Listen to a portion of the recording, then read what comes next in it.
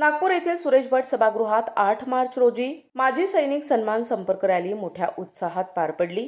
Headquarter उमंग सब एरियातर्फे आयोजित या रॅलीचा मुख्य उद्देश सैनिकांचे कल्याण, सन्मान आणि त्यांच्या समस्यांचे तात्काळ निराकरण करणे हा होता।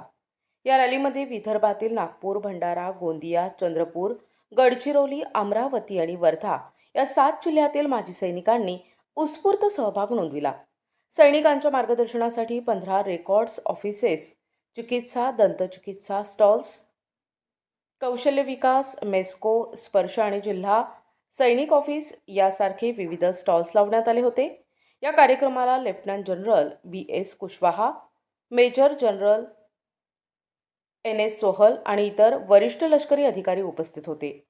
NCC 4 बटालियन, GRC आणि APS सारख्या युनिट्सनी या कार्यक्रमात मोलाचे योगदान दिले। विशेष म्हणजे यावेळी वीर नारी, वीर माता आणि वीर पित्यांना सन्मानित करण्यात आले। GRC बँड पथकाच्या सुमधुर सादरीकरणाने सर्वांची मनं जिंकली। कर्नल लवलीना यांनी मंच संचालन केले, तर कर्नल नवनीत दुग्गल आणि ग्रुप कॅप्टन R कन्नड यांनी संपर्क आणि प्रसिद्धीची धुरा सांभाळली। मी Sachin Khedikar, ex air force veteran, Nagpur. आज इथे वेटरन संपर्क रॅलीचं आयोजन करण्यात आले आहे सुरेश भट सभागृह नागपूर इथे। या रॅलीला इतकं उत्स्फूर्त प्रतिसाद मिळालेला आहे। 11 डिस्ट्रिक्ट विदर्भाचे तिकडून एक्स सर्व्हिसमॅन इथे आलेले आहेत आणि त्यांचे जे विविध त्यांना मार्गदर्शन, त्यांचे जे इश्यूज असतात, पेन्शनचे असतात किंवा विधवांचे असतात किंवा अजून काही त्यांना त्रास होतात, त्याच्यावर इतकं चांगलं मार्गदर्शन भेटत आहे।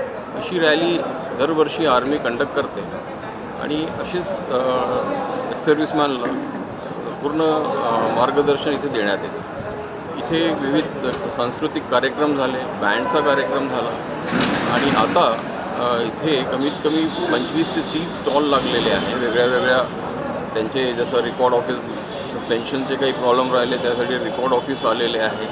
कोणाचा बँकेचा इश्यू यासाठी 2-3 बँकेचे स्टॉल लागलेले आहे। मग कोणाला रोजगाराचा प्रॉब्लेम असतो, इथे रोजगाराचं मार्गदर्शन देखील त्यांना देण्यात येत आहे। मग विधवांच्या, वीर पत्नी, वीर माता त्यांचे जे काही इश्यूज असतात त्यांना जे मार्गदर्शन पाहिजे किंवा महाराष्ट्र गव्हर्नमेंटकडून किंवा सेंट्रल गव्हर्नमेंटकडून त्यांचे जे स्कीम आहे ते पण त्यांना सांगण्यात येते। एक म्हणजे जेव्हा सर्व्हिसमध्ये असताना त्यांनी आपली सर्व्हिस सीमा प्रांतात दिलेली आहे, पण रिटायर झाल्यावर या रॅलीच्या माध्यमातून ते इतक्या वर्षानंतर, 1 वर्षातून एकदा भेटतात आणि त्यांचा जो भेटल्यावर जे त्यांचा आनंद असतो ते पण उत्स्फूर्त आहे। धन्यवाद। प्रतिनिधी अनिल बालपांडे, NTV न्यूज मराठी, नागपूर।